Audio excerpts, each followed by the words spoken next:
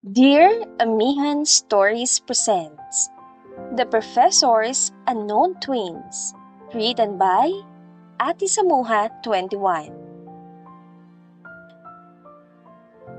Class dismissed. Anunsyo ng binatang professor na si Frank Abellera nang matapos na ang kanyang pagle-lecture sa subject na Philosophy of Education. Nagpasalamat ang kanyang mga estudyante at isa-isa na nagsitayo ang mga ito upang makalabas na mula sa classroom. Miss Cherry Natividad, tawag niya sa isa niyang estudyante nang mahagip niya ng tingin na palabas na ito. Huminto naman ang babae at nang lumingon sa kanya ay nginitian niya ito. Bakit po, Prof?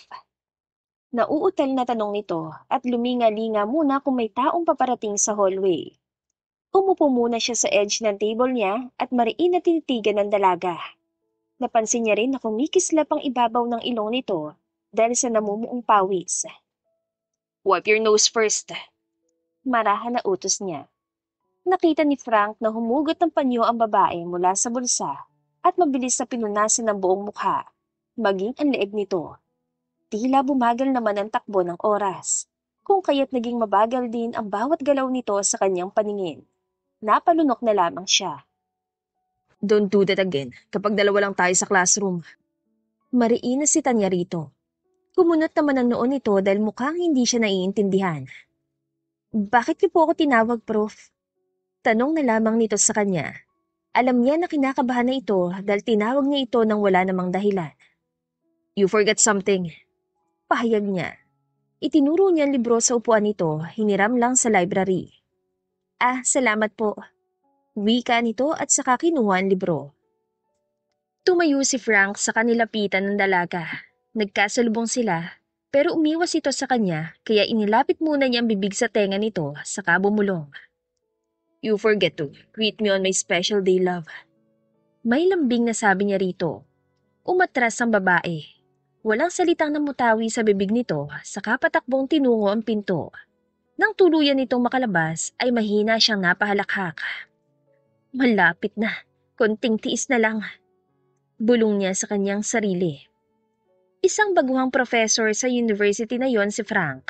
Isa siyang mahusay na estudyante nung nasa kolehiyo pa lamang siya at nakapagtapos ng Master of Philosophy in Education sa ibang bansa sa edad na 25. Sa kasalukuyan ay 28 na siya at pangatlong taon na niya bilang isang professor. Habang naglalakad si Frank sa koridor, patungo sa sariling opisina, ay naramdaman niyang nag-vibrate ang cellphone niya. Agad niya iyong kinuha mula sa bulsa ng kanyang black slacks at binasa ang mensahe. Happy birthday, love. I love you. Iyon ang laman ng mensahe galing sa babaeng mahal niya. Iyon ay ang estudyante niyang si Chirain. Alam na alam niya na bawal ang kanilang relasyon. At ang pagtatago ng relasyon ang pinakamahirap sa lahat. Lalo na kapag isang guro at estudyante ang involved. Dahil maraming bawal mula sa Code of Ethics na sinumpaan niya. Hindi muna sinagot ni Frank ang mensahe ng kasintahan dahil hindi pa siya nakakarating sa kanyang opisina.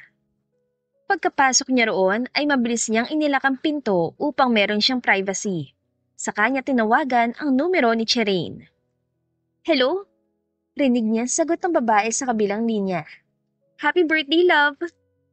Napangiti si Frank na marinig ang malambing na boses ng kanyang nobya. Thanks, love. Anyways, total, half day lang ang klase mo ngayon. Pwede ba kitang hiyain na lumabas? Request niya. Gusto niyang masolo ang girlfriend ngayong kaarawan niya. Pwede naman, love. Daling ko na lang ang regalo ko sa'yo. Sagot naman ito. Sige, thank you again, Chirain. Bye na, love. Meron pa akong panghuling klase ngayon. See you later. Paalam ng babae at naputol na ang linya. Tumipa muna siya ng mensahe kay Chirain na susunduin niya ito sa boarding house nito mamaya. Saka siya nag-ayos na mga gamit para makaalis na rin sa university. Nang araw ding iyon ay dinala ni Frank sa resort nila ang nobya at pagdating pa lang nila ay agad na itong nanakbo sa kung saan-saan. Ang ganda ng sunset, Prof! Tili ng dalaga habang tumatakbo papunta sa dalampasigan. Makikita ang saya sa mukha nito. Ibang-ibang emosyon na madalas makita ni Frank kapag nasa school sila. Tila wala itong kinakatakutan. Professor! Masayang tawag nito sa kanya nang bumaling ito at kumaway pa. Sinasayaw ng hangin ang suot nitong puting bestida habang tumatakbo ito. Watch your step, lady. Paalala ni Frank. Maganda si Chirine. Nasa edad na 25 na ito at graduating na rin ngayong taon. Nakilala niya ito last year nung third year college pa lamang ito. Ulila na sa mga magulang si Chirine. Nakapag-aral lang ito dahil sa scholarship, matalino rin naman ang dalaga. Kailangan nga lang nitong pagsabay ng pag-aaral at pagtatrabaho, kaya inabot na ito ng ganoong edad sa kolehiyo. Ang lamig! Bulilas nito nang maabot ng mga paa nito ang tubig dagat. Prof, ang ganda oh, halika na! Natawa ng bahagiya si Frank. Ganoon talaga ang tawag nito sa kanya kahit silang dalawa lang. Nahihiya raw kasi ito na tawagin siya sa pangalan lang. Hindi katulad kapag nagpapalitan sila ng text messages na puro love ang nababasa niya. Mas maganda ka, love. Matatawag niya na love at first sight ang nangyari sa kanila. Naghahabol ito sa oras at tagaktak ang pawis sa noo pati sa ibabaw ng ilong nang una niya itong makita. Doon nga ay nagulo na ang tahimik niyang puso. Noong una ay binaliwala niya ang damdamin. Alam niya ang rules sa universidad. Ngunit naramdaman niyang gusto rin siya ni Chirine. Ang totoo ay itong unang umamin ng damdamin, kaya ang balak niyang pagtatapat dito sa graduation nito ay na-advance. They like each other so much that they didn't care about the rules anymore. Prof, ano ka ba? Sigaw nito na ikinabuntong hininga niya. Nakapumulsang naglakad siya palapit sa girlfriend. Ipinakita niya rin ang nakasimangot niyang mukha. Tayong dalawa lang naman na nandito, Chirine, maliban sa mga taong hindi pa natin kilala. Pero prof pa rin ang tawag mo sa boyfriend mo. Pinapamukha mo talaga sa akin na estudyante lang kita at ako guro mo, ganon. Walang kangiting-ngiting tanong niya. Nagtatampo ka na niyan agad-agad? Pili ang tanong ng babae sabay sundot sa tagiliran niya. Ngiti na, please. Sunod na pinsil nito ang magkabilang pisngi niya. Hinayaan na muna niya na suyuin siya nito. Pinigilan niya lang ang pagngiti. Ang sunod itong ginawa ay ang pinakagusto niyang mangyari. Naramdaman na lang niya na dumampi ang malalambot nitong mga labi sa kanya. Pumulupot ang kanyang mga braso sa maliit nitong bewang, mahigpit itong niyakap, saka tumugon sa matatamis nitong halik. Kung hindi mo lang birthday, hindi kita susuyuin, love. Usal nito at marahan nitong kinagat-kagat ang baba niya. Dapat ganyan ang tawag mo sa akin para hindi ako magtampo. Natatawang sabi niya. Sige po, I love you, Frank. Wala sana magbabago sa atin, ha? Sabi nito na tinanguan niya bago siniil ng halik ang labi nito. Ilang segundong itinagal ng halik na iyon.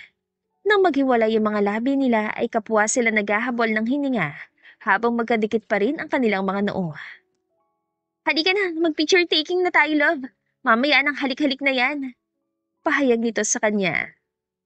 Tumingin muna si Frank sa pambisig niyang relo at muling tumingin sa kasintahan na busy ng kumukuha ng larawan. 6:00 na ng hapon. Makikita talaga ang ganda ng sunset. Ang nag-aagaw ng kulay na kahel at asul na ulap at karagatan na siya nagpatingkad sa sinag ng araw na palubog na. Frank, bilisan mo! Hindi na maganda ang sunset mamaya kapag tatagal ka pa dyan. Sige ka, hindi ko ibibigay ang regalo mo. Pananakot ito. Okay, love, wait. Tugon na lamang niya sa ito patakbong nilapitan. Wala silang sinayang na oras. Sinulit nilang pagkakataon na malaya sila at walang iniintinding iba. Pagkatapos ng kaganapan sa dalampasigan, ay bumalik na sila sa kanilang suite. Parang may mga sarili silang mundo na hindi na napapansin ng mga taong nakakasalubong nila. Kinagabihan ay pinaayos si Frank ang table sa suite nila para sa kanilang dinner date.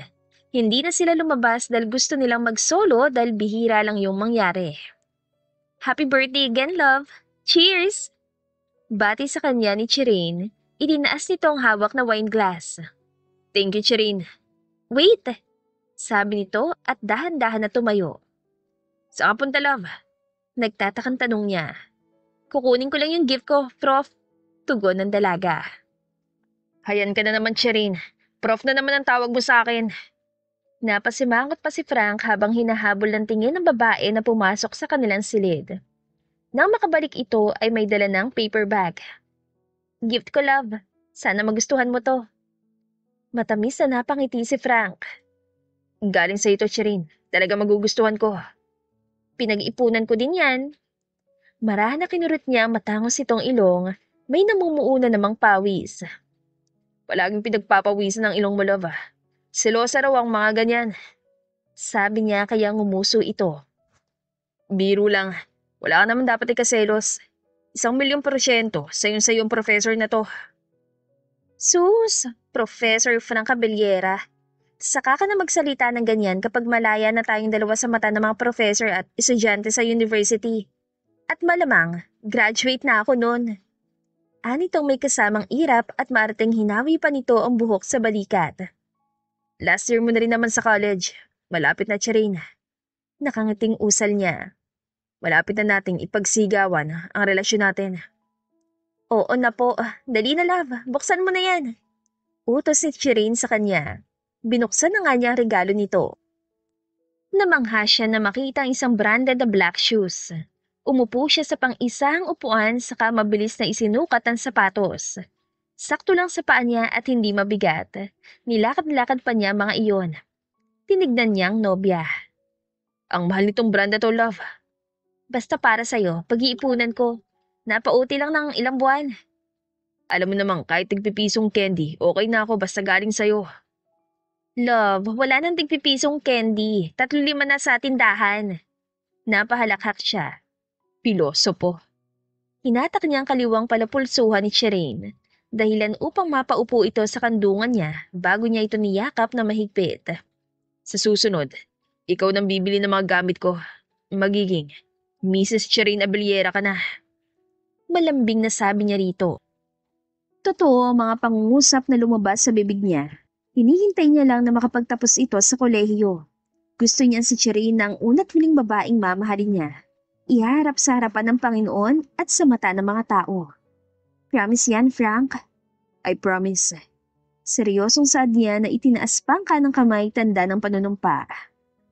Pumikit si Frank na maramdaman niyang dumampi ang mainit na palad ni Shireen sa kanyang pisngi. Marahan siya nitong hinaplos. Ibinulong na naman ito ang pagmamahal sa kanya bago kinagat ng marahan ang dulo ng kanyang tenga, na siyang nagpainit sa buong sistema niya. Gumalaw ito sa kandungan niya at ito na nagkusang humalik sa mga labi niya, na buong puso naman niyang tinugunan.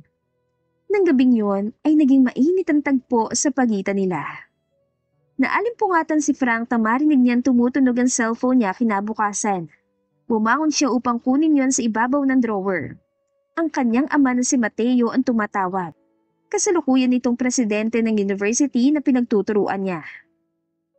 Dad, bungad niya habang nag-iinat pa. Where are you? Tanong nito sa kabilang linya. Nasa Batangas ako, Dad. Nasa resort po natin. Bumalik ka sa Manila at mag-usap tayo, Frank. Sa boses pa lang ng kanyang ama ay tila mahalaga ang kanilang pag-uusapan. Dad, it's weekend. Sa Lunes na lang po.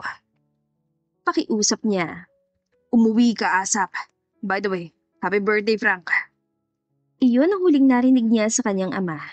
Napahinga siya ng malalim. Tinitigan niya si Shireen na mahimbing ang tulog. Niyakap niya ito at pinataka ng halik sa noo pababa sa pisngi. Ine-enjoy na lamang nila ang nalalabing oras nila sa resort at umuwi rin pagdating ng linggo. Araw ng Lunes, maaga nagtungo si Frank sa university. Nag-message muna siya sa kanyang nobya upang magbigay ng update na kapapasok niya lang sa university. Alam naman niya na wala itong klase kapag Lunes. Kumatok muna siya sa pinto ng opisina ng presidente bago siya pumasok sa loob. Good morning, Mr. President.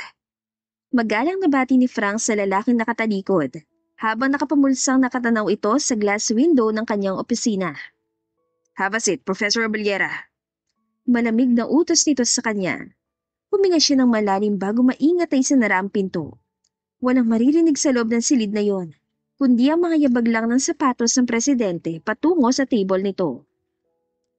Nakasunod naman ang tingin ni Frank dito hanggang sa umupo ito sa swivel chair at idinikwatro ang paa.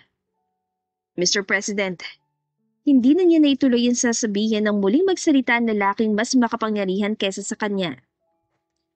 Nakatanggap ako ng report na ikaw at yung estudyante na si Miss Natividad ay may hindi naangkop na relasyon sa mismong university na ito. Walang paligoy-ligoy na saan nito. Napalunok siya ng 3 beses at yumuko. Nag-isip muna siya ng tamang isasagot o alibay, subalit parang nablangko ang kanyang isipan. Ano pang ginagawa mo riyan, Frank? Umupo ka. Matigas na utos nito. Bigla siyang kinabahan lalo na magtama ang kanilang mga mata. Ramdam niya ang lakas ng tibok ng dibdib niya habang naglalakad patungo sa receiving chair sa harap ng mesa ng ama. Dad, Nauutal na kinakabahan na tawag niya rito. Gusto niyang maging professional pa rin sana ang pag-uusap nila, lalo na't naroon silang dalawa sa loob ng campus. Ngunit alam na nito ang relasyon niya sa kanyang estudyante. tatanungin kita, Frank. Dapat, pag-isipan mo ang tamang isasagot sa akin. Sabi nito at inilabas ang ebidensya ng mga litrato nila ni Cheryl. Bago lang mga iyon at kuha nung nasa resort sila. Ako ang nagkamali, Dad. Minahal ko siya kahit alam kong bawal. Hindi ko mapigilan kahit paulit-ulit kong tinatatak sa isipan ko na hindi pwede. Basta nung nakita ko siya, naramdaman ko siya na, Dad. Kahit estudyante ko pa siya. Pagtatapat ni Frank sa kasalanan niya. You crossed the line, Frank. You're a good teacher. Bakit nilabag mo pa ang batas ng university na ito? Malamig na tanong nito sa kanya. Makikita sa mukha ng kanyang ama ang pagkadismaya. I'm sorry, Dad. Paghingi niya ng paumanhin. Miss Natividad is an excellent student and she earned full scholarship here. Pero dahil sa'yo, masisira mo pa yata ang kinabukasan ng estudyante mo, Frank. Seryosong usal pa nito. What if I revoke her scholarship and expelled her in my... No, Dad. You can't do that. Natatakot at saad niya na sinabayan pa ng pag-iling. Hindi niya mapigilan na mag-alala para sa future ng babaeng mahal niya kapag umaksyon ang daddy niya. Alam niyang agrabyado si Cherin. Kahit hindi ng scholarship ang isipin niya, kahit ang reputasyon na lang nito ang isipin niya. He can always provide for her studies. Ilang beses na rin siya nag-offer sa babae pero tinanggihan nito. Mataas ang pride ni Cherin at alam niyang mas ikakadepress nito ang masisirang reputasyon nito kesa mawawalang scholarship. Rules are rules, Frank. Dad, magre-resign po ako. But please, let Shireen finish her studies. Graduating na po siya. Pakiusap niya. Sana, inisip mo muna yan bago ka nakipagrelasyon sa kanya, Frank. 1 taon na lang pala hindi mo pa hinintay. Disappointed sa adpa ng kanyang daddy. Binibigyan mo ng kahihiyan ng pangalan ng pamilya natin. I am so disappointed in you. Panganay pa naman kita at ilang taon ka pa lang dito sa university. You know the consequences of your actions, Dad. Ako na lang. Ako na lang po ang lalayo basta. Hayaan mo lang siyang tapusin niyang pag-aaral niya. Don't expel and revoke her scholarship. Dahil alam ko marami pa siya mararating sa buhay kahit wala na ako sa tabi niya. Mahabang pahayag niya sa ama. Isa pa. Ayok madungisan ang reputasyon niya. Napakalaking kasalanan ba na magmahal, Dad? Mahigpit ay pinagbabawal dito ang student-teacher relationship dahil sa fairness and equality. You know that, right, Frank? Hindi lang ako makakalaban mo, kundi ang buong board ay siyang gumawa ng rules ng campus na to. Paano kapag nakarating pang issue na to sa buong board? Lalayo ako. Hindi na ako magpapakita pa sa kanya. Basta, mangako kayong hindi niyo siya gagalawin. Kahit yun na lang, Dad. Kahit yun na lang ang ibalato niyo sa akin. Nagsusumamong saad pa rin ni Frank. Are you sure about that, Frank? Maraan siyang tumango sa tanong ng daddy niya. At saan ka naman pupunta? I'm going back to Massachusetts. Tatapusin ko na lang po ang PhD ko, Dad. Sagot niya sa kanyang ama. Good. Magandang desisyon yan, Frank. Sang-ayon nito. Basta, mangako kayo sa akin, Dad. Ibalato mo na sa akin ang babaeng mahal ko. Muling pakiusap niya. Makakaasa ka sa akin, anak. Pero, mahirap pakwalan ng taong hindi mo patapos mahalin. Tumayo ang kanyang ama upang tapikin ang kanyang balikat. If she's my missing rib, Dad, kahit anong mangyari, pagtatagpuin pa rin kami sa tamang panahon. Alam kong naniniwala ka dyan, Dad. That metaphor comes from the Genesis story where God creates Eve from one of Adam's ribs that signifying perfect partner. Talagang galing ka sa akin, anak. Isang magaling na professor pero napahama ka lang sa 7 letra na makapangyarihan sa lahat. Ang salitang pag-ibig. Iligpit mo ng gamit mo. Resign and go back to Massachusetts to continue your PhD studies. Huling sabi nito sa kanya bago siya iniwang mag-isa sa kanyang opisina. Agad na inayos ni Frank ang kanyang mga gamit. Ayaw niyang sirain ang napag-usapan nila ng daddy niya, lalo na sa pangako nilang dalawa. Mas mahalaga pa rin ang edukasyon sa ngayon at makapaghihintay ang puso. Patawad, mahal ko. Bulong niya. Kumuha siya ng malinis na papel at ballpen saka nagsimulang magsulat. Sulat na mayroong mensahe ng pagmamahal. Kinabukasan, nang mabalita ni Cherin na nag-resign na si Professor Abeliera, ay dali-dali siyang pumunta sa opisina nito. Professor Frank! Ni hindi na siya kumatok nang buksan niya ang pinto. Ngunit ganoon na lamang ang gulat niya na makita ang presidente ng university doon. Prenteng nakaupo lang ito. Good morning po, Mr. Abeliera. Lock the door and sit down, Miss Natividad. Utos nito. Sinunod naman niya ito. Kinabahan man ay kailangan niya magpakatatag at maging kalmado. Upang sa ganon ay hindi siya pangunahan ng takot. What brought you here, Miss Natividad? Seryosong tanong nito. Napalunok lang si Cherin. I don't want an excuse. I want a direct answer from you. Nakarating na rin sa akin ng balita. Alam mong ibig kong sabihin. Hindi niya namalaya na tumutulo na pala ang mga luha niya. Akala niya ay paninindigan siya ng kanyang nobyo. Ngunit maiiwan pa yata siya sa ere. Kuyom ang kamao niya habang nakapatong ang mga iyon sa kanyang hita. Patawarin niyo po ako, sir. Paghingi niya ng paumanhin. Wala akong magagawa kundi payuhan ka, Miss Natividad. Mahinang sabi nito. Pinunasan niya ang luha sa kanyang pisngi. May inilapag itong papel sa ibabaw ng mesa. 1 taon na lang, magiging ganap na guro ka na. Hahayaan kitang tapusin ang pag-aaral mo. Hindi kita patatalsikin sa university at hindi ko babawi ng full scholarship mo. Dahil mas pinili ng anak ko ang iyong edukasyon para sa future mo kesa sa gusto ng puso niya. Hindi po ba kayo nagagalit sa akin? Nauutal na tanong ni Cherin. Iyon na ang matindi niyang kinakatakutan at mag-isa niyang haharapin. Kung magalit ako, nangyari na. He faced the consequence para lang sa'yo. Now, finish your studies. Dahil yan lang ang pangarap niya sa'yo. Hanggang sa matapos niya ang kanyang PhD. Kung kayo talaga, kayo kahit anong mangyari. Sa ngayon, mas unahin mo sa sarili mong pangarap. Iisantabi mo muna ang pag-ibig. Dagdag pang pahayag nito. Maraming salamat po, sir. You're welcome. Basahin mo na lang ang iniwan niyang mensahe. Paalala ng matanda. Kinuha niya nakatuping white paper sa ibabaw ng mesa. Alam niya ang sulat kamay ni Frank, kaya sigurado siya na galing yon sa binata. Saka siya lumabas mula sa office. Binasa niya ang sulat habang naglalakad siya. Love. Iyon ang unang mababasa sa mensahe nito. Napalunok siya bago ipinagpatuloy ang pagbabasa. I'm sorry, love. Sa oras na mabasa mo to, malayo na ako. Ayok masira ang reputasyon mo as student. Ayokong ako maging dahilan para hindi mo matapos ang pag-aaral mo. Please, continue your studies and finish it. Kahit anong mangyari. Alam nating pareho na education is very important. Patawad, mahal ko. Pero kailangan ko lumayo para sa'yo sa future mo. Goodbye, love. Until we meet again. Pagkatapos mabasa yun ni Cherin, ay umiyak na lang siya ng umiyak. Mabigat sa dibdib, dahil mahal niya si Frank. Ngunit tama naman ang binata. Kailangan niyang i-prioritize ang pag-aaral. Mahirap pa ng sitwasyon niya, ay wala na siya magagawa pa. Ipinagpatuloy ni Cherin ang pag-aaral at isinantabi niya ang nararamdaman. Masyado silang nagpadalos-dalos sa pag-ibig, kahit pwede namang maghintay. Hanggang sa paunti-unti siya nakaraos sa sakit at lungkot na idinulot ng unang pag-ibig. Subalit sa loob ng mahigit 1 buwan, ay nakaramdam na siya ng kakaiba sa kanyang katawan.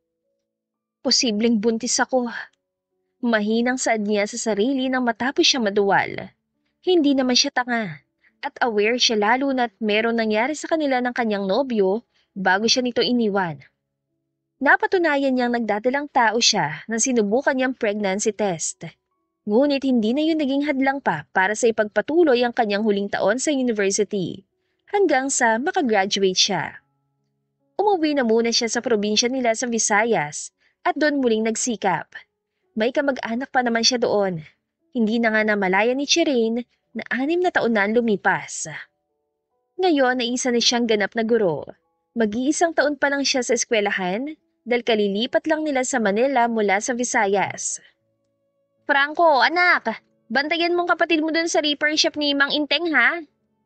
Paalala ni Chirine sa 5 taong gulang niyang anak na pinangalanan niyang Franco. Francesca naman ang anak niyang babae. Yes po, nanay!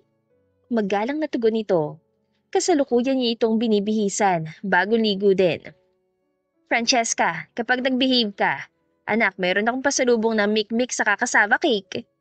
Sabi niya kay Francesca at nanlaki ang mga mata nito, halatang natuwa. Promise po, nanay! Behave lang po kami dito ni kuya. Masiglang sabi nito. Ako lang naman ang behave. Ikaw ang makulit, Francesca. Sabad ang kuya nito.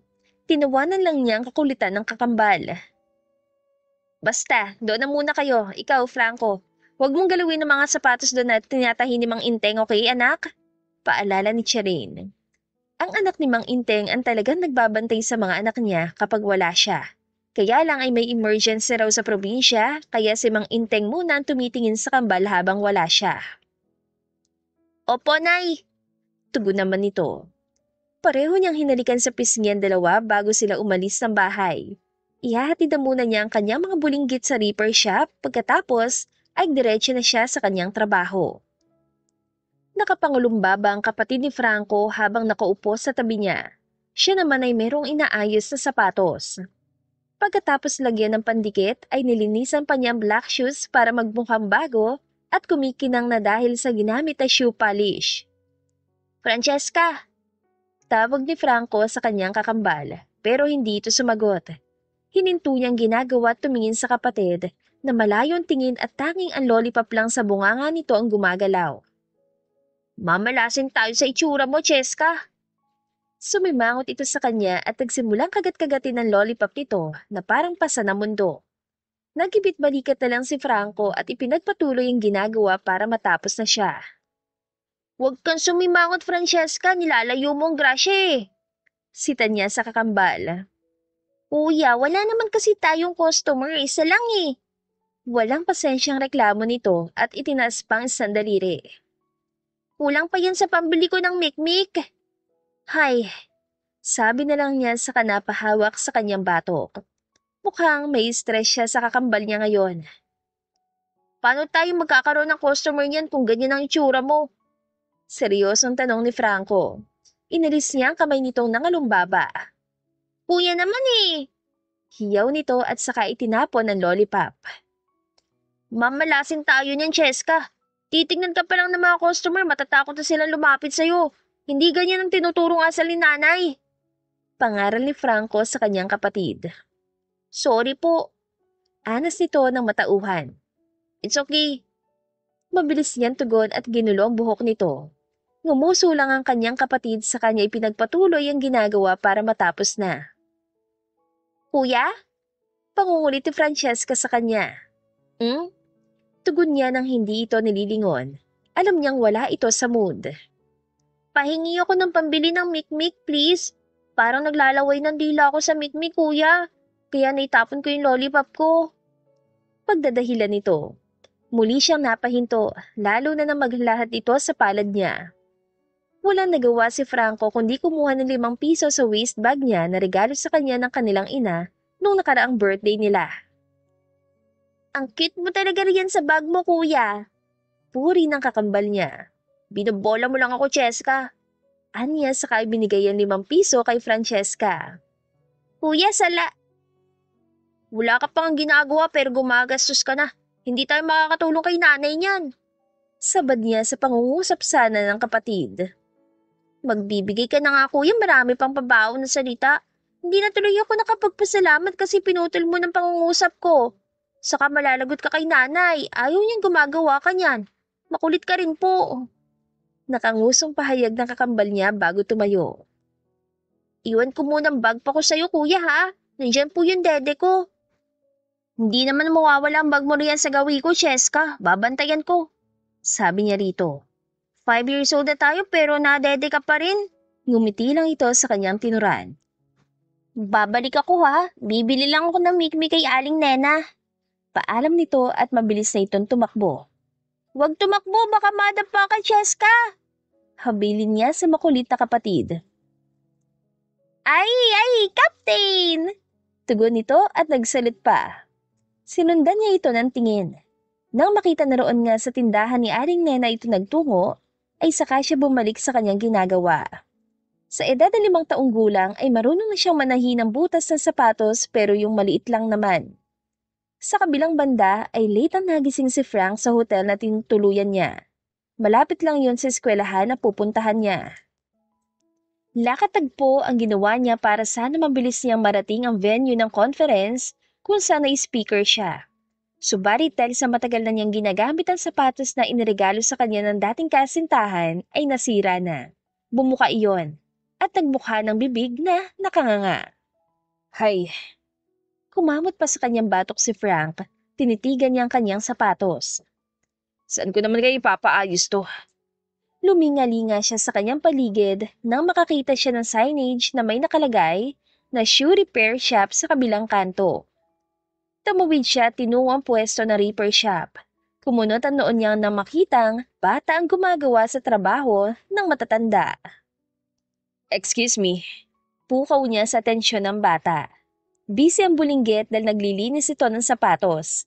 Tapos meron pang isang batang babae na tumabi sa kinaupuan ng batang lalaki na may sinusupsop na bagay. Hello po, sir! Masiglang bati sa kanya ng batang babae. Ito ang unang nakapansin sa kanya. Napatitig siya sa mukha ng bata, lalo na sa ibabaw ng ilong nito na may namumuo na pawis. Napapikit si Frank dahil naaalala niya naman ang kasintahan niya na hindi niya na alam kung nasaan na ngayon. Ano pong kailangan niyo, Manong Pogi? Tanong ng batang lalaki.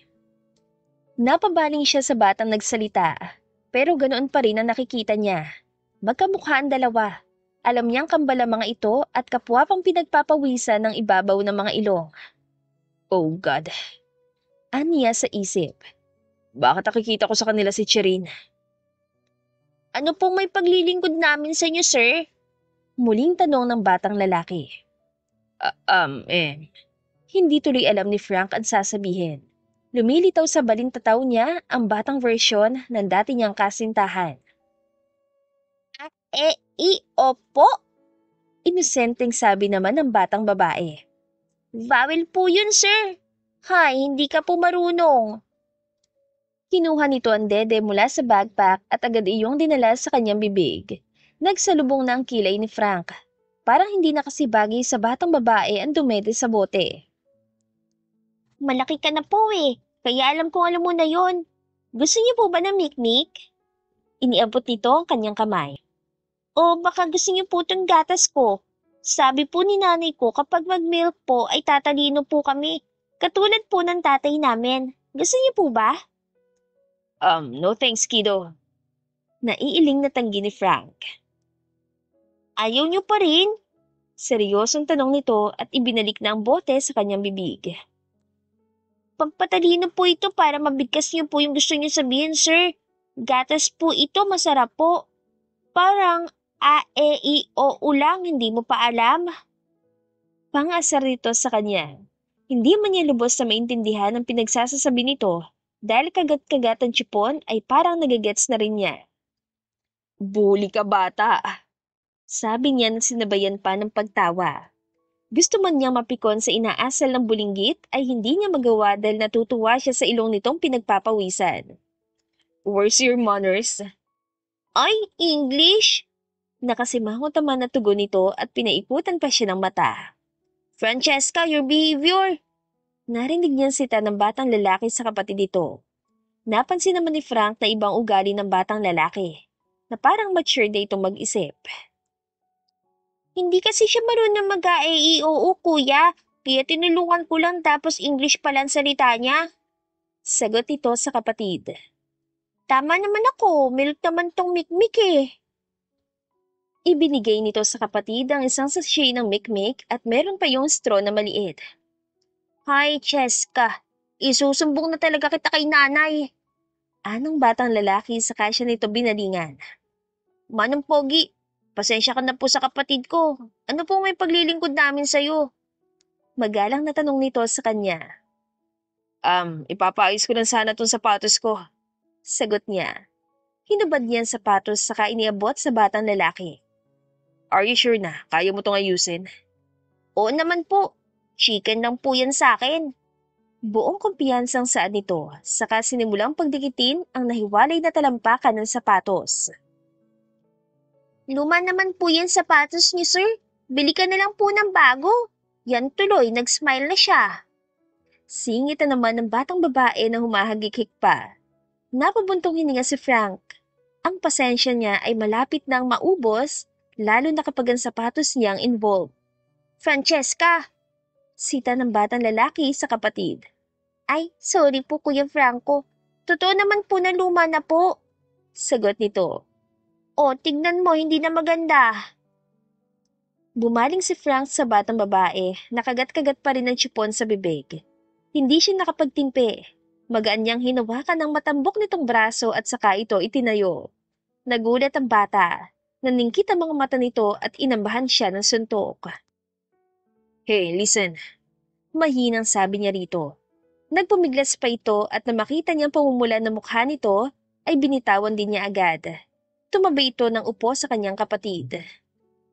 Hindi tayo bate, sumbong kita sa nanay ko. Masungit ang sagot ito sa kanya at pinagbantaan pa siya. Cheska, huwag kang malikot! Reklamo ng batang lalaki. How old are you? Tanong niya sa batang babae. Ayok pong sumagot, inaaway mo ko eh. Sabi naman nito sa kanya. Inirapan pa ulit siya. Itong sapatos ko, may sentimental value, kaya iniingatan ko. Aniya baka tinanggal ang bote nito sa bibig. Marami akong perang pambili ng sapatos. Pero ang sapatos na yan, ibinigay pa ng babaeng mahal ko. Yan ang huling alaala niya sa akin. Oh, narinig mo yun, Cheska? Pasaway ka talaga. Sabad ang kapatid nito. Hindi porket luma na, pwede nang palitan. Katulad yan ng dede mo, luma na rin yan. Pero ayaw mo ng bago dahil nagagamit mo pa rin siya. Ani Frank. Sorry po, sir. Ang seryoso mo masyado, para nagbibiro lang naman po ako. Nakasimangot sa saad nito. Pasensya ka na po Manong Pogi sa kapatid ko Magbibigay na lang po ako ng discount sa pagdikit ng sapatos mo. 30 pesos na lang po. Mapagkumbabang saad ng batang lalaki. Magkano palang pagdikit niyan? Curious na yang tanong. Ang liksi na maliliit itong kamay kahit may hand gloves pa na suot. 60 po ang isa, pero kapag Paris po ay 100 pesos at meron na rin pong free linis. Sagot nito. Okay. Sabi ni Frank at tumangot ang upa.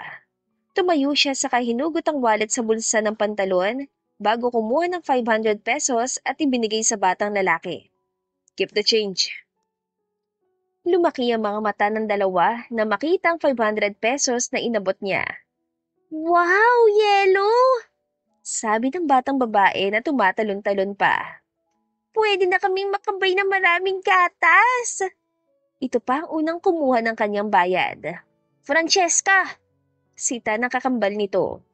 Sorry po kuya, na-excite lang. Humahagik-hik na saan dito. O siya, kailangan ko na umalis. Late na ako. Salamat dito bata. Paalam ni Frank. Ingat po! Chorus ng dalawang bata. Sa huling pagkakataon ay sinuliyapan pa niya mga ito. Hindi niya alam kung bakit nakaramdam siya ng bigat sa dibdib nang makitang nakatingin ang mga ito sa kanya habang nakangiti at kumakaway. Nagpakawala siya ng hangin sa bibig bago tuluyang lumisan sa lugar na yon. Subalit hindi akalain ni Frank na babalik pala siya sa repair shop nang muling umiti ang kanyang sapatos.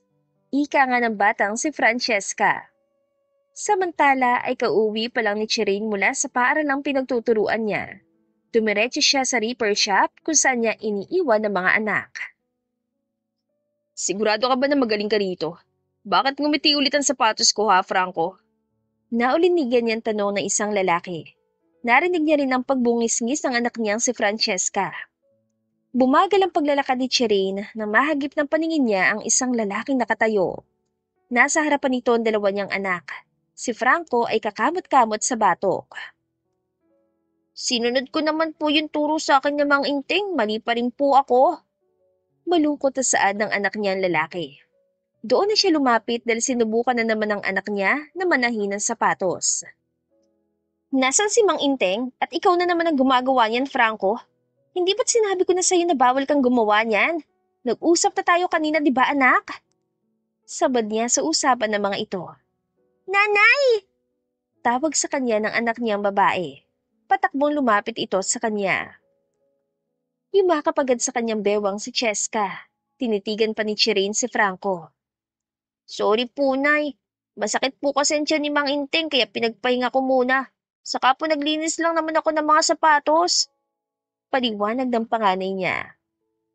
Magsasalita pa sana siya nang maramdaman niya ang isang pares na mga matang nakatitig sa kanya. Nang ibinaling niyang tingin sa lalaki, ay parang nais lumabas ng kanyang puso mula sa kanyang dibdib. Ang lakas ng tambol ng kanyang dibdib.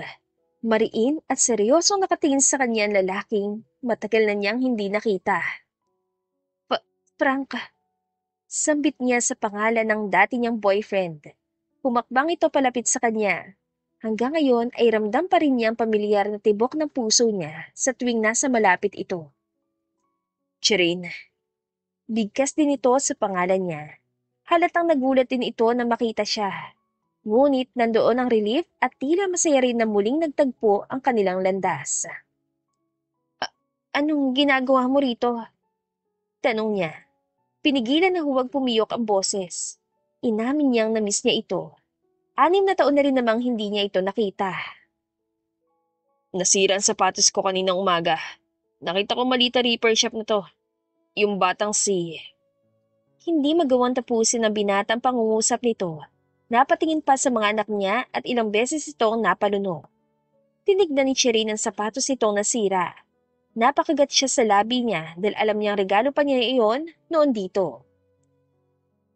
Masisira talaga yan kapag matagal mo nang ginagamit. Dapat pinalitan mo na. Anya sa lalaki. I can't do that. Ito lang naman ang sapatos na binili mo nun sa akin. Pinag-ipunan mo to, Chirin.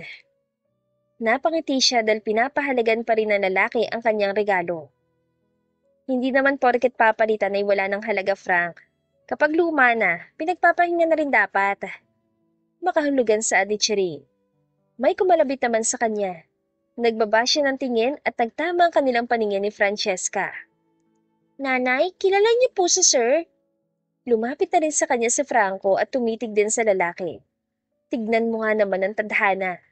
Pagkatapos ng lahat ang naranasan nilang sakit at lungkot, ay heto. Pinagbuhol pa rin ng tadhana ang itilang mga tali nila sa isa't isa. Oo, kilala ni nanay si Sir. Sagot ni Chiring. Ilang sandali pa silang nagtitigan ng lalaki, hanggang sa dumating ang may-ari ng repair shop. Oh, nakauwi ka na pala, Chiring. Bati nito sa kanya. Opo, Mang Inteng, iuwi ko na po sa amin ang kambal. Paalam niya sa matanda. Nakangiting tumango lang ito saka tumingin kay Frank. Mang Inteng, ikaw na po palang bahala sa sapatos ni Sir ha? Magalang nasabad ang kanyang anak na si Franco at ibinigay pa sa matandang sirang sapatos. Huwag mo sabihin na sinubukan mo na naman ang manahi, Franco. Nako, hindi na kayo iwan ulit dito ng nanay niyo yan. Kakamot-kamot ulong sa adang matanda. Pasensya na po, Mang Inteng. Dapat nga po, pakikintabin ko lang mga sapatos. Pero kasi po meron tayong customer. Sayang naman po kung palisin ko na agad. Pangangatwira ng makulit niyang anak. Ay nako, napakakulit talaga ng panganay kong yan, Mang Inteng. O siya po, alis na po kami. Muling paalam ni Chirin. Mabilis na inagaw ng anak niyang babae ang dala niyang supot. What about my shoes? Tanong ni Frank. Mabilis ko lang po itong ididikit. Maupo muna po kayo dyan, sir. Si Mang Inteng ang sumagot. Ngunit nag-aalangan na tumingin sa kanya si Frank. Parang ayaw nitong magpaiwan o ang umalis sila. Alam niyang pag-uusapan na nila ang tungkol sa kambal. Matalino ang lalaki. Malalaman at malalaman nito ang katotohanan. Iwan mo na lang muna rito ang sapatos mo, Frank. Dito ka muna. Ako nang bibili ng tsinelas mo. Diyan lang sa labas. Presenta niya saka umalis. Samantala ay nag-squat si Frank sa harapan ng dalawang bata. Nakangusong tinitigan siya ng batang babae na akap-akap ang puting supot na galing sa kanyang ina. Kanina nang bigla na lang sumulpot si Chirine ay talaga nagulat siya. Ilang taon niya na ring hinanap ang babae. At ngayon niya ito nakita kung kailan hindi niya inaasahan. "What's your name again, kids?" Tanong niya sa kambal. "Ako po si Franco. Ito po ang kababatang kapatid kong si Francesca. 5 years old na po kami." Pakilala ni Franco sa kanya. Ramdam niya ang pagbilis ng tibok ng puso niya. May kung ano rin siyang nararamdaman sa mga ito. Marahil ay iyon ang tinatawag na lukso ng dugo. "Ikaw po?" tanong naman ni Francesca. "I'm Frank Abellera," sagot niya sa bata. "Pareho po kayo ng pangalan ng kuya ko. May letter O lang yung kanya." Komento pa nito. "Yeah, ang nanay niyo nagbigay ng pangalan sa inyo?" Naaaliw na tanong ni Frank. "Opo, wala na po kasing mama at papa nanay namin. May tita po siya dati pero na-deads na." Paliwanag pa ng bulinggit. Mahina siyang natawa sa ginamit itong salita. Maya-maya lang ay nakabalik na si Chirine, dalang binili nitong tsinelas para sa kanya. Nagpasalamat siya rito saka siya sumama sa mag-iina.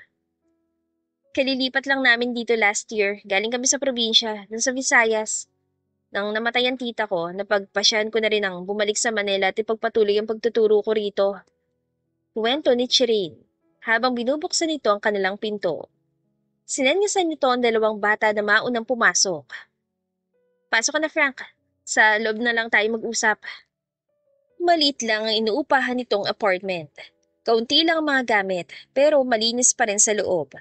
Kilala niya ang babae. Ayaw nito sa makalat na bahay. "Franco anak, pakibukas nga ng electric fan." Utos nito kay Franco na agad namang sinunod ng bata. Umupo siya sa isang sofa at pinasadahan pa ng tingin ng buong paligid. Makikita mula sa pwesto niya ang higaan ng mag-iina. "Nanay, may mikmik po ba ito?" Singit ni Cheska habang tinitignan ang laman ng supot. "Oo naman anak, makakalimutan ba naman yan ni nanay? Kunin mo na muna ang mikmik, ihanda akong kasaba cake. Frank, feel at home ha?" Baling nito sa kanya. "Salamat." Ilang sandali pa ay pinagsasaluhan na nila ang binili ni Cherry na cassava cake at nagtimpla din ito ng pineapple juice. "Masaya ako na. Natupad mo pa rin ang pangarap mo, Cherry." Pasisimula niya. "Oo naman, Frank. Kahit last year lang ako nakapasa sa board exam at nakapagsimula. Sa probinsya namin, puro volunteer lang ang nagagawa ko. Mas maraming opportunity rito sa Manila. Yun nga lang, lagi nauubos ang budget ko. Ayos na rin naman dahil bayad na lagi ang renta namin at hindi na ako nakakabahala sa pagkain namin. Nag-ipon lang din ako para sa kambal." Mahabang kwento ng dalaga. Nakikita niya na naging mabuting ina ito. "Shireen, bakit hindi mo sinubukan na hanapin ako?" Mahinang tanong ni Frank sa babae. Tipid naman itong umiti. "Sinubukan ko dati, pero natakot din naman ako, Frank. Paano kung wala na pala akong hihintayin?" "Ako dapat ang maghintay, Shireen." "Ikaw ang umalis kaya bakit ikaw maghihintay?" Napahinga ng malalim si Frank bago siya nagsalita. "Sorry, Shireen. Hindi ako nagpaalam na maayos nun sa'yo dahil baka magbago ang isip ko. Inaalala ko rin ang future mo. Magiging sagaba lang ako." "Okay lang, Frank. Naintindihan ko naman. Akala ko nga noon mawawala ng scholarship ko and worst. Na-expel na ako sa university. Pero mabait ang daddy mo. Binigyan niya rin ako ng second chance." "That's what I want to, Charin. Nangako sa akin si dad na hindi niya pakikialaman ng scholarship mo at ang pag-aaral mo." Nakangiting pahayag niya. "Oo, nagsikap din naman ako. Ayoko masayang ang sakripisyo mo para sa akin, Frank." "Thank you. And by the way," tinignan na muna ni Frank ang kambal na abalang kumakain ng kasaba cake. Napayuko ang babae na lumipat ang tingin niya rito. Kitang-kita pa niya kung paano pisilin nito ang dalawang kamay. Hindi ko gustong ilihim sa'yo ang lahat, Frank. Katulad ng sinabi ko kanina, naduduwag lang akong harapin ka. Isa pa na sobrang tagal na rin halos 6 na taon. Baka nga pagkatapos ng lahat sa atin, nakahanap ka na ng... Hindi nito magawang tapusin ang pangungusap nang sumabad siya. Alam mong ikaw lang, Chirin. Ikaw lang naman ang pinangarap ko noon pa man. Hindi mababago ang nararamdaman ko sa'yo. Sa mga nakalipas na taon, ikaw pa rin naman. Sambit niya. Nakita niyang pagkislap ng mga mata nito at kalaunan ay tumulo na ang mga luha. Nasa university pa ako na malaman ko na buntis ako. Inilihim ko yon. Natatakot din naman ako na makarating yun sa pamilya mo, lalo na sa daddy mo, Frank. Tinapos ko lang last semester ko ron, saka ako naisipang umalis na.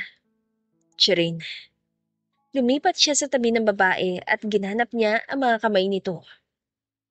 Mababait sila, Frank. Super kulit din naman lalo na si Francesca. Tapos yan si Franco. Gustong tumulong sa akin sa pagtatrabaho kahit na kayang-kaya ko naman silang buhayin ng kakambal niya. Masayang kwento ng dalaga. Thank you for taking care of them. Sa mga panahon na kailangan mo ko, saka naman ako wala. Pero masaya ako na nagawa mo silang palakihin ng ganyang kabait at kabibo, Charin. Gusto mo na bang magpakilala sa kanila? Ayokong biglayin sila. Daan-daan na muna. Magpapakilala din naman ako kapag nakuha ko na talaga ang loob nila. Sana lang. Huwag silang magalit dahil ngayon lang ako nagpakita.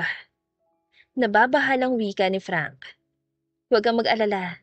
Maintindihin ka rin nila, Frank. Si Franco, malawak ang pangunawa niyan. Mas matured yung mag-isip kesa dyan sa kapatid niya na madalas ay ini-spoil naman niya. Ani Chirin sa kanya. Gusto ko rin gawin yun sa kanila. Kung pagbibigyan mo lang ako, Chirin. Wala naman dahilan para ipagkait sa iyong karapatan mo sa mga bata, Frank. Anak mo rin naman sila. Hindi naman ako ganun kasama para suluhin ko lang ang mga anak ko. Deserve din naman nila na makilala ang kanilang ama. Sambit niya. Mas lalo tuloy siyang nahulog dito. Kaya hindi talaga ako nagkamali na minahal ka, Charin. Salamat talaga. Pangako na babawi ako sa mga bata at sa'yo rin. Pangako niya sa babae. Kahit sa mga anak mo na lang, Frank. Sa kanila ka na lang bumawi. Nito na ikinailing niya. Babawi din ako para sa ina ng mga anak ko, Charin. Hayaan mo na lang ako. May pinalidad na sambit niya. Sige na nga, ikaw nang bahala. Wika naman niya. Muling pinagtuunan ng pansin ni Frank ang kambal. Sobrang saya niya dahil sa mga ito. Hindi niya inakala na may mga anak na pala siya. Mas natuwa ang puso niya dahil ang babaeng mahal niya ang nanay ng kambal. Halos 2 oras din siyang nagtagal sa apartment ni Charin bago siya nagpaalam na uuwi na. Pag-uwi ni Frank sa kanilang mansyon, ay naabutan niya ang kapatid niyang si Lawrence. Isa itong architect na katulad niya ay single pa rin. Good evening, Mom. Bati niya sa ina nang makalapit siya rito. Hinalikan niya ito sa pisngi. Isa pa itong kuya mo, Lawrence. Wala na yata kayong balak mag-settle down no? Matanda na kami ng daddy niyo. Sa bahay na nga lang kami at ika niyo ay mag-relax na lang kami. Pero boring pa rin manatili dito. Tila may hinanakita saad ng ina niyang si Aliana. Alam ni Frank na matagal nang gusto ng parents nila na magkaroon ng apo. At ngayon, mukhang matutuwa ang mami niya sa ibabalita niya. Ma'am, darating naman tayo dyan. Hindi pa itong oras para mag-settle down. Sambit ng kanyang nakababatang kapatid. Well, si Lawrence na po ang hingian niyo ng apo, ma'am. Dahil meron na po akong may harap sa inyo. Masayang kwento ni Frank. Nanlaki ang mga mata ng mami niya. May girlfriend ka na ba, anak? Buntis siya? Tanong nito. Halata sa boses ang excitement. Tama, ma'am. Dapat nga mauna si kuya. Lagpas na siya sa kalendaryo. Ilang taon ka na ulit, kuya? Tila ng aasar na tanong nito sa kanya. Sinaman niya ng tingin ng kapatid. Huwag akong alalahanin mo, Lawrence. Soon. Iharap ko sa iyo mga pamangkin mo. Sabi niya. Parang ang tagal pa ng soon mo, anak. Ewan ko ba sa inyong magkakapatid? May girlfriend na nga kayo nun, pero pinakawalan niyo pa. Pag-emote ng kanilang ina. Ma'am, hindi po porket pinakawalan namin. Ginusto na namin. May mga pagkakataon talaga na kailangan mong i-let go ang isang tao. Kahit gaano pa siya kamahal. Lalo na kung kapakanan niya nakasalalay. Makahulugan sabi niya. Sa puntong yon ay sinang-ayunan siya ng kanyang kapatid. At huwag sana kayong umasa sa tadhana lang. Dahil tayo lang naman ang nagtatakda ng sarili nating kapalaran. Desisyon natin yon. Paliwanag ng kanilang mami. Naalala niya nangyari kanina na una niyang natagpuan ng mga anak niya bago ang ina ng mga ito. Masasabi niya na tadhana mismo ang dahilan kung bakit nagtagpo ang kanilang mga landas. Ma'am, may pupuntahan lang pala ako. Paalam bigla ng kanyang kapatid sabay halik sa pisngi ng ina. Nagtataka naman siya ng tila umiba ang ekspresyon ng mukha nito. Kadarating mo lang, Loren. Saan ka na naman pupunta? Tanong ng kanilang ina. Basta po, mami. Sagot nito at nagmamadali na sa pag-alis. Napailing na lamang si Frank. Ang mami naman niya ay nakatanaw pa rin sa kanilang bunso na may pagtataka. Ikaw naman, Frank. Anong plano mo sa buhay? 34 years old ka na, anak. Hanggang ngayon ay binata ka pa rin. Nakataas ang kilay na tanong nito. My girlfriend po ako 6 years ago, ma'am. Nahanap ko na po ulit siya, don't worry.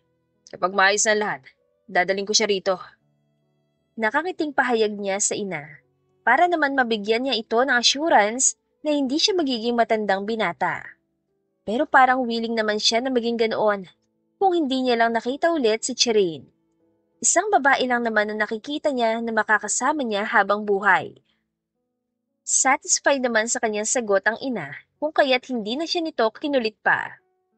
Nang sumunod na araw ay dumalaw ulit si Frank sa repair shop para na rin kunin ang kanyang sapatos. Ngunit napaaga yata siya ng dating. Nako, mamaya pa darating ang kambal. Hintayin mo na lang sila. Sabi ng matandang lalaki na si Mang Inteng. Sige po. Magalang niya sagot at umupo na muna doon. Magkaibigan ba kayo ni Chirin? Usisa ng matanda. Opo. Tipid na sagot ni Frank.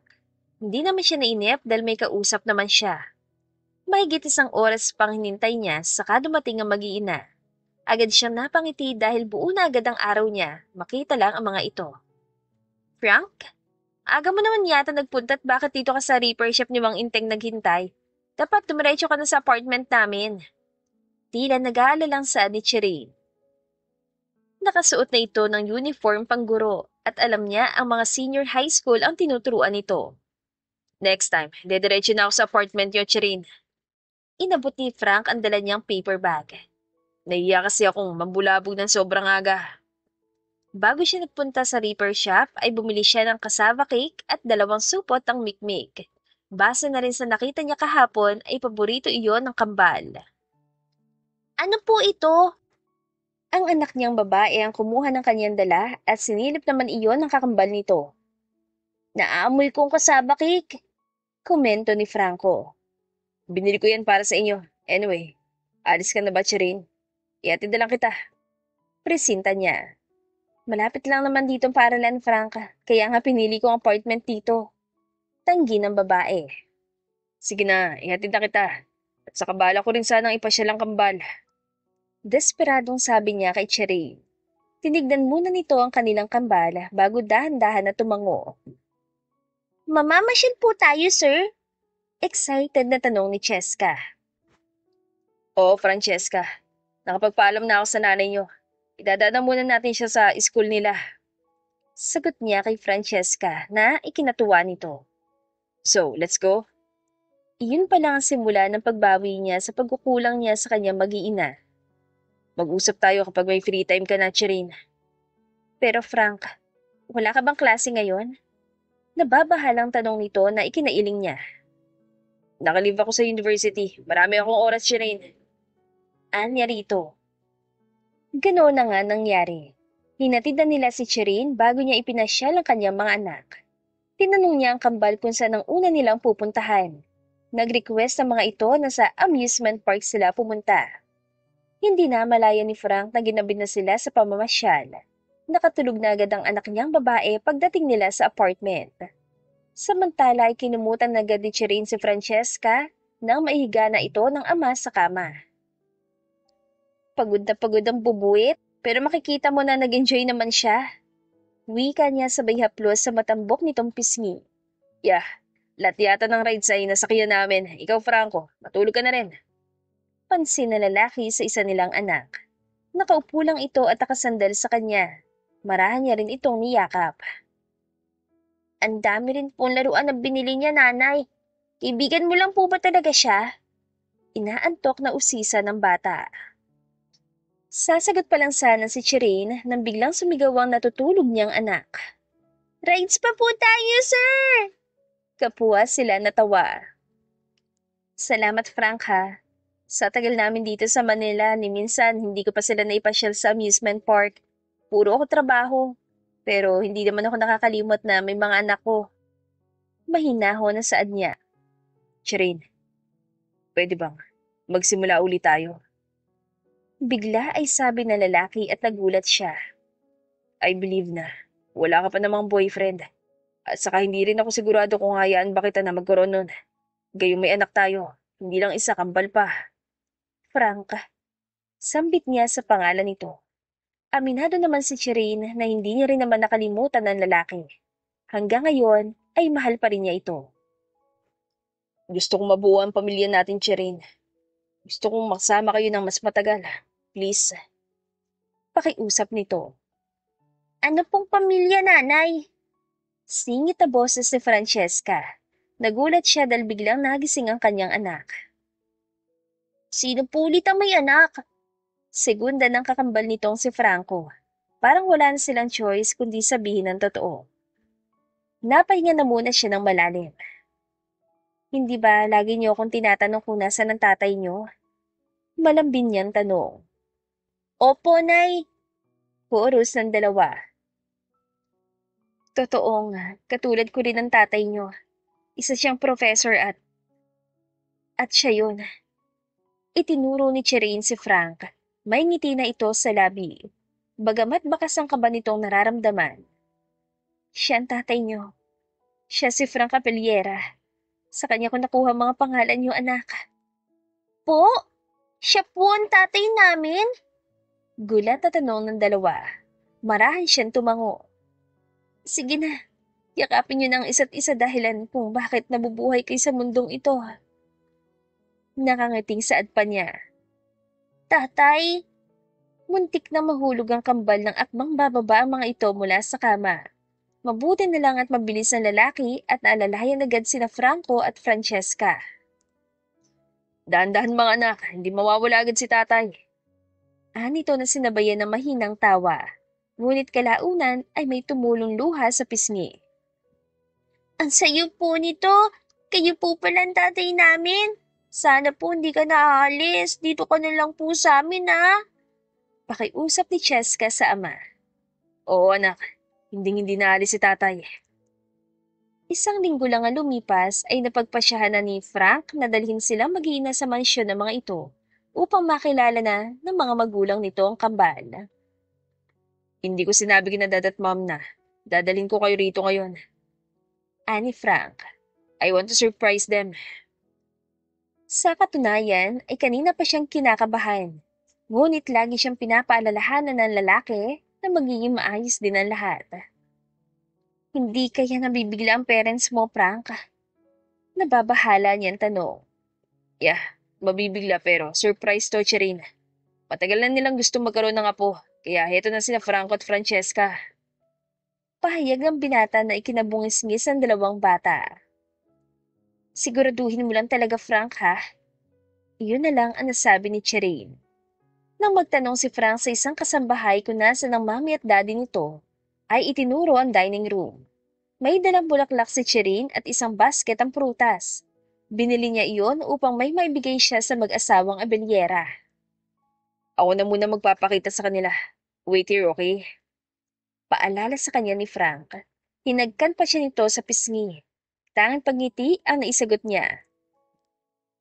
Akala ko ba sa labas ka na naman kakain ng dinner mo, Frank? Naulinigan niyang tanong ng boses ng isang ginang. May kasama po ako, ma'am. Sabi ng lalaki sa ina. Si Cherry na ba yan, iyo? Boses yun ng ama ng binata. Yes, Dad. Chirin, pumasok na kayo. Narinig niyang utos nito. Pareho niyang inakanyang kanyang mga anak. Nang tuluyan na silang makapasok sa loob, ay umalingaw ang nahulog na bagay sa mesa. Isa-isa nga nabitawan ng mga ito ang hawak na kubyertos. Good evening po. Agad na bati ni Chirine sa mag-asawa. Good evening po! Chorus naman ang dalawang bulilit na mas ikinagulat ng pamilya ng binata. Oh my! Ano to, Frank? Nauutal na saan ng ginang na makita sila. Nagtagal ang tingin nito sa kambal. Nakangiting lumapit pa sa kanila si Frank at inakbayan siya. Ma'am, Dad, girlfriend ko po si Chirine. At itong dalawang bata, mga anak namin, si Franco at Francesca po. Pakilala nito. Si Lawrence, wala kang dapat ikabahala sa akin dahil nakabuo na agad ako ng sariling pamilya. Ang yabang mo ah. Tugon ng kapatid ni Frank, ngunit makikitang masaya naman ito. And Frank, Francesca, sila naman ang mami at daddy ko. Sila ang lolo at lola nyo. Yun naman ang tito Lawrence nyo. Pagpapakilala ni Frank sa pamilya nito sa mga anak nila. Halos mag-unahan ng mga magulang na lalaki para lang makalapit sa kambal. Napaiyak naman ang mga ito dahil sa labis sa kasiyahan. Ang ganda at ang gwapo naman ng mga apo namin. Han, tingnan mo. Kamukhang kamukha ng ating anak. Tuwang-tuwang saad ang ginang. Napangiti na lang siya dahil alam niyang mas kamukha niya ang mga anak nila ni Frank. Nakuha lang ang kulay ng mga mata at labi ng kambal sa binata. Pati ng paraan ng pangiti ng dalawang bulilit. Nang gabing yon ay talagang umingay ang mansyon ng mga abelyera. Kasalukuyan namang nasa balkonahin ng mansyon sina Chirine at Frank na pinagmamasdan lang ang magandang tanawin sa kalangitan. Magkahawak pa ang kanilang mga kamay. Nakakalimot agad ang parents ko kapag may bata nang involved. Komento ng kanyang boyfriend. Sabik silang magkaroon ng apo, nakikita ko yun sa kanila. Nakakatuwa dahil natanggap nila agad ang makukulit nating kambal lalo na si Francesca. Si Franco lang ang mahihiyain. Masayang tugon naman ni Chirine. Matagal na nila kaming kinukulit ni Lawrence. Natatakot sila na hindi kami mag-aasawa ng kapatid ko. Naiiling na sabi ng binata. Sa bagay, hindi na nga kayo bumabata. Oo nga pala, ngayon ko lang nakilalang mami at kapatid mo si Lawrence. Kamukha mo pala siya, gwapo rin. Pero mukhang seryoso ang isang yon. Nakangiting pahayag niya na ikinatango ni Frank. Halos kaedad mo lang si Lawrence. Sa aming magkakapatid, siya talagang pinakatahimik at parang walang pakialam sa paligid. Pero mabait din naman yan. Anito. Mukha namang mabait siya. Anya. Hindi na sumagot pa ang binata. Nakatitig lang ito sa kanya na tila may nais sabihin. Hanggang sa lumuhod na lang ito na ikinagulat naman niya. Lalo na nang makita ang isang magandang uri ng singsing sa loob ng maliit na kahita. Frank, alam kong maaga pa para gawin to, Chirine. Pero hindi ko na kaya maghintay pa. Baka mamaya niyan, ilalayo ko na naman sa akin ng tadhana. Frank, hindi na mangyayari yun. I still remember the first time we met. The first time we talked. And the first time we laughed together. From that moment, I knew that I wanted to spend more time with you. I want to wake up every morning with you by my side, to explore the world together, and to build a life filled with love, laughter, and adventure. Will you be my wife, Chirine Natividad? Wala pa man siyang naisasagot ay naiiyak na siya. Unexpected naman kasi ang marriage proposal ng binata. Hindi man yung katulad ng mga nasa teleserye na napapanood niya, ay alam niyang the best pa rin dahil sincere ang paghingi nito sa kanyang mga kamay. Yes, Frank. A million times yes. Masayang sagot niya habang ibinigay ang kanyang kamay upang masuotan ng singsing.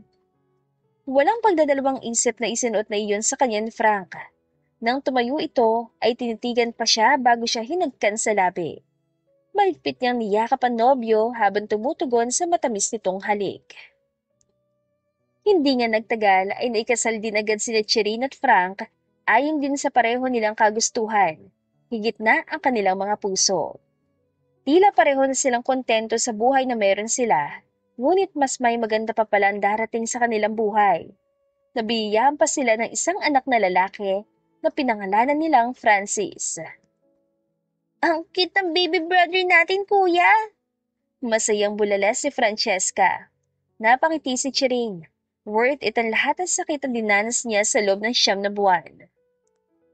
Of course, mana sa akin kuya niya ako eh. Proud na sagot naman ng kakambal nito. Ikaw naman Franco, mana ka naman kanino? Nakangiting tanong niya. Sa tatay ko po, Nay. Sagot ito sabay yakap sa ama. Natatawang yumakap ang asawa niya sa kambal. Nasa bisig ni Cherry ng bago nilang silang na sanggol. Napatulon pa sila sa gulat nang bumukas ang pinto ng private room niya. Nasaan ang aming bagong apo, mga anak? Bungad agad ang biyanan niyang babae. Ma'am, nakakagulat naman po kayo. Komento ng kanyang asawa. Nilapitan ng mga ito ang kambal bago huminto sa kanyang tabi. Oh my, masasabi ko na mas kamukha nga ni Frank ang bunso niyo. Akin na iha, akin na. Excited na sabi nito. Nangingiting ibinigay na lamang ni Chirin ang baby niya sa lola nito. Ilang sandali pa nga ay parang nakalimutan na naman sila na mag-asawa. Focus na sa mga apo nito ang dalawa. Napalingon siya sa asawa niya na magsalita ito. I love you, Chirin. Thank you for making me happy. Mahal din kita. At saka salamat din dahil talaga bumawi ka sa amin. Ganting saad niya kay Frank. Hinalikan siya nito sa noo bago sa kamay niya. Hindi lahat ng paghihiwalay ay masama. Minsan ay daan din iyon para sa pagkakataong matagpuan muli ang sarili at kung minsan, ang isa't isa ulit, kung nakatadhana talaga. At minsan, dahil sa ganong proseso ay mas tumitibay pa ang pag-ibig, tulad na lang ng istorya nilang mag-asawa. The End. Kung nagustuhan niyo ang aming istorya, ay huwag kalimutan na mag-like at subscribe. Mag-iingat po tayong lahat. Salamat!